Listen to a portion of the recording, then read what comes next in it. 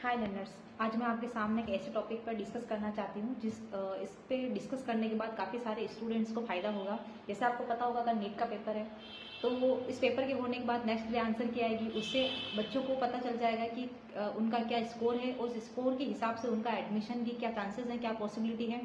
और जैसे नीट का जो स्कोर होता है, जैसे 500 अबव अगर है तो आप सेफ हैं, अगर 500 बिलो है तो आप सेफ नहीं है, पॉसिबिलिटी कम है। तो काफ़ी सारे बच्चे, जैसे बच्चों को पता रहता है, काफ़ी सारे फ्रेशर बच्चे होते हैं और बहुत सारे बच्चे एक्सपीरियंस वाले भी होते हैं, 2-3 बार उन्होंने एग्जाम दिया होता है। तो ऑलमोस्ट सभी बच्चों के पास अलग अलग तरीके से इन्फॉर्मेशन आती है कि इंडिया के अलावा आप इंडिया के बाहर भी एमबीबीएस करने जा सकते हैं या अदर किसी और कोर्स के लिए जा सकते हैं। तो मैं आपको बताऊंगी कि इंडिया के बाहर आपको कौन से देश में एमबीबीएस करने जाना चाहिए और कौन से रूल्स आपको देखने चाहिए, कौन सी कंट्री आपके लिए सही होती है, नहीं होती है, फीस स्ट्रक्चर क्या होता है, क्या इंफ्रास्ट्रक्चर होता है, वो सारी डिटेल मैं आपके साथ में शेयर करूंगी। देखिए, सबसे पहले जो कंट्री आती है वो चाइना। काफ़ी सालों से बच्चे यहाँ पढ़ने जा रहे हैं, राजस्थान के ऑलमोस्ट मतलब काफ़ी सारे बच्चे पढ़ रहे हैं, ऑल ओवर इंडिया के बच्चे पढ़ रहे हैं। इसके अलावा कंट्री आती है रशिया। रशिया में मास्को, मतलब रशिया की कैपिटल मास्को, वहाँ पे यूनिवर्सिटीज़ हैं, काफ़ी सारी अलग अलग तरीके की यूनिवर्सिटीज़ है, इंफ्रास्ट्रक्चर का अलग अलग होता है, वहाँ बच्चे पढ़ रहे हैं। चाइना में अगर मैं बात करूँ तो पहले तो जो बात होती थी, आज के 10 साल पहले की मैं बात करूँ तो 12 से 13 लाख में टोटल एमबीबीएस कंप्लीट हो जाती थी। अब वाले केस में मैं बात करूँ तो टोटल, अगर मैं ऑलमोस्ट बात करूँगी टोटल, जिसमें आपका रहना खाना टोटल ओवरऑल अगर अपन बात करते हैं तो लगभग ये मान के चले कि 30 से 35 लाख रुपए तक की फीस लगती है। तो आपको देखना होता है कि आपको कहाँ जाना है, कहाँ नहीं जाना है, कौन सी कॉलेज में जाना है, वो आपको देखना होता है। बाकी काफ़ी सारी यूनिवर्सिटी है और एमसीआई में लिस्टेड है, डब्ल्यूसी अप्रूव्ड, आप चाइना जा सकते हैं। इसके अलावा रशिया में आप जा सकते हैं। रशिया के अलावा Kazakhstan, Kyrgyzstan, Tajikistan, Ukraine, Georgia, Belarus, Armenia, Bangladesh, Nepal and Mauritius, और इसके अलावा ईरान और वियतनाम, इन सभी कंट्रीज में बच्चे एमबीबीएस करने के लिए जा सकते हैं। और इनमें से अब ये देखना होता है कि जिस यूनिवर्सिटी में आप जा रहे हैं वो यूनिवर्सिटी इंडिया में एमसीआई में लिस्टेड है या नहीं है, एफएमजी में लिस्टेड है या नहीं है, फेमर में लिस्टेड है या नहीं है, इसके अलावा और डब्ल्यूएचओ में अप्रूव्ड है या नहीं है, ये सारी चीज़ें देखनी होती है आपको। बहुत सारे कंसल्टेंट क्या बताते हैं, सबकी अपना अपना नज़रिया होता है, सब अपनी अपनी डिटेल देते हैं।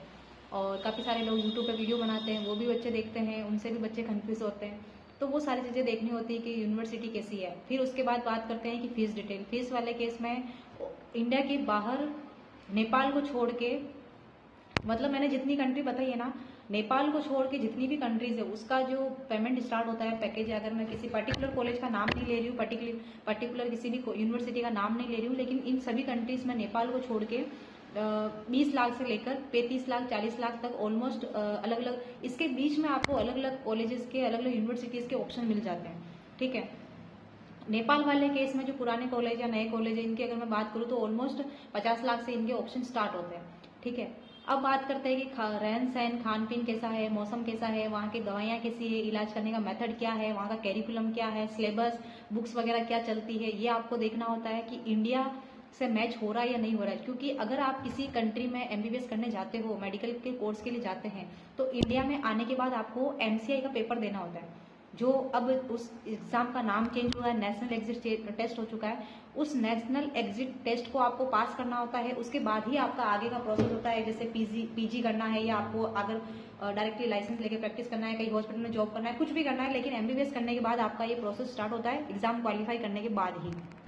काफ़ी सारे बच्चे 2-2 3-3 साल तक एग्जाम क्वालिफाई नहीं कर पाते, तो उसका रीज़न ये होता है कि वो उन कंट्रीज में चले जाते हैं जिनका सिलेबस, पैटर्न, कैरिकुलम सब कुछ अलग होता है इंडिया से। अगर आपने इंडिया से रिलेटेड कुछ पढ़ा ही नहीं है, इंडिया में मौसम अलग है, इंडिया की दवाई अलग है, इंडिया का खान पीन अलग है, और इंडिया का जो इलाज करने का मेथड है वो अलग है, इंडिया में दवाएं अलग चलती है। अगर आप इन सब चीज़ों के बिल्कुल डिफरेंट, बिल्कुल ही उल्टी चीज़ों में आप चले जाओगे तो आप एग्जाम क्वालिफाई कैसे करोगे। तो ये चीज़ें बच्चों को समझनी होती है। अगर हम सेम वेदर, सेम दवाइयाँ जहाँ चलती है, जहाँ सेम बुक्स चलती है, जहाँ कैरिकुलम सेम है, उन जगह पर अगर आप जाते हो तो आपको एग्जाम क्वालिफाई करने में दिक्कत नहीं आती। क्योंकि मेडिकल में सबसे इंपॉर्टेंट चीज़ होती है कि आपको पता है कि जो बीमारी होती है वो किस वजह से होती है, खाने की वजह से, पीने की वजह से, मौसम की वजह से, और आपका जो भी डेली रूटीन आप क्या कर रहे हो, उन सभी चीज़ों से बैक्टीरिया और वायरस पैदा होते हैं और उसी वजह से बीमारी होती है। ये नॉर्मल जनरल हम 11th 12th 10th में पढ़ते हैं। अब इन सभी कंट्रीज में आपको जाना है आप जा सकते हैं, लेकिन एग्जाम पास करने में बहुत दिक्कत आती है। तो आपको ये देखना है कि कहाँ का सिलेबस वगैरह सब कुछ सेम है, कहाँ की चीज़ें सारी सेम है, वो देखना होता है। सभी कंट्रीज में से आपको एक कंट्री सेलेक्ट करनी होती है, फिर आपको जाना होता है, ठीक है। उसके अलावा मैं बात करूँगी इंटर्नशिप की। Internship Nepal, Bangladesh, Mauritius and इक्का दुक्का और कंट्रीज हैं जहाँ पे ओनली 5 साल का कोर्स होता है, लेकिन बाकी सभी कंट्रीज में 6 साल का कोर्स होता है। हाँ, चाइना में भी 5 साल का कोर्स होता है। इसके अलावा जितनी भी कंट्रीज मैंने बताई है, रशियन कंट्री और यूरोपियन कंट्रीज, इन रशियन और यूरोपियन दोनों ही कंट्रीज में जितनी भी यूनिवर्सिटीज, जितनी भी कॉलेजेस हैं, वो उन सभी में 6 साल का कोर्स होता है और 1 साल की इंटर्नशिप होती है। 6 साल का कोर्स मतलब कि आप जिस कॉलेज में जा रहे हैं वहाँ के लोकल बच्चे भी उसी कोर्स को पढ़ रहे हैं, उसी यूनिवर्सिटी से पढ़ रहे हैं और आपको भी वहीं पढ़ना होता है। और आपको जैसे उन बच्चों को इंटर्नशिप मिल रही है वैसे आपको भी इंटर्नशिप मिले। और अगर आप चाहें, मतलब जो नए रूल्स है उनके मुताबिक ये है कि अगर आप बच्चा चाहता है, जैसे मान लीजिए मैं हूँ, अगर मैं चाहती हूँ कि मैं रशिया में ही जॉब करूँ एज ए डॉक्टर, तो मुझे वहाँ का लाइसेंस मिल जाए। मतलब वो मेरी मर्जी है कि मुझे वहाँ जॉब करनी है या नहीं करनी, लेकिन एक पर्टिकुलर बच्चे के पास ऑप्शन है, वो इंडिया आना चाहे तो ठीक है, नहीं आना चाहे तो भी ठीक है, वो वहाँ रह के जॉब करना चाहता है तो कर सकता है। इसके लिए वहाँ की कंट्री आपको लाइसेंस दे दे। तो ये सारी चीज़ें आपको पता होनी चाहिए। कंसल्टेंट क्या बोलते हैं, कौन क्या बोलता है, उससे फर्क नहीं पड़ता है। सबसे इंपॉर्टेंट चीज़ है आपकी MBBS की डिग्री, आपकी इंटर्नशिप एंड आपका मेडिकल का लाइसेंस। ये तीनों ही चीज़ें आपको मिलना बहुत ज़रूरी है। अगर आपको वहाँ की इंटर्नशिप नहीं मिली है या आपने वहाँ से इंटर्नशिप नहीं करी है, कोर्स के साथ में आपने निपटा लिया, अगर मैं लैंग्वेज में बात करूँ तो आपने कोर्स के साथ में खत्म कर दिया, निपटा लिया, या फिर आपको वहाँ का लाइसेंस नहीं मिला है, तो वो डिग्री आपकी इंडिया में वैलिड नहीं होगी, आपको इंडिया का लाइसेंस नहीं मिलेगा। आगे आपके जो आपने जितने भी पैसा लगाया है, 30-40 लाख रुपए, 50 लाख रुपए, वो सारा पैसा आपका वेस्ट जाता है। तो मैंने काफ़ी सारी चीज़ें सुनी है। बहुत सारे बच्चे हमारे पास आते हैं कि किसी बच्चे का फ्रॉड तरीके से एडमिशन हो गया, उस कंट्री में जाने के बाद वहाँ पे बहुत सी चीज़ें में दिक्कत आती है।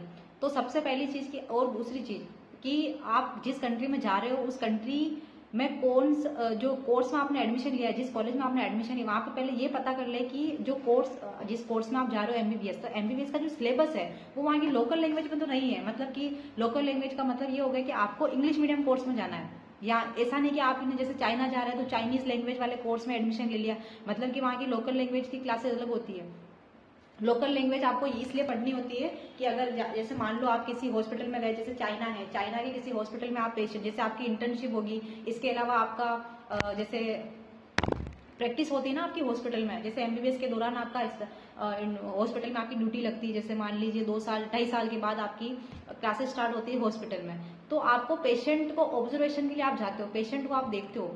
तो एक तो मैं हिंदी में बात कर रही हूँ, सामने वाला हिंदी में बात कर रहा है तो वो बंदा मुझसे बात करेगा, लेकिन आप अगर इंग्लिश में बात कर रहे हो या आप हिंदी में बात कर रहे हो, वो बंदा चाइनीज लैंग्वेज में बात कर रहा है, तो वो आपको क्यों अपनी प्रॉब्लम बताएगा कि उसको क्या दर्द हो रहा है, क्या दर्द नहीं हो रहा है, क्यों वो अपनी प्रॉब्लम आपसे डिस्कस करेगा। तो इसके लिए आपको लोकल लैंग्वेज सीखनी पड़ती है ताकि आप पेशेंट से बात कर सको, पेशेंट की प्रॉब्लम समझ सको, पेशेंट को क्या तकलीफ हो रही है वो समझ सको।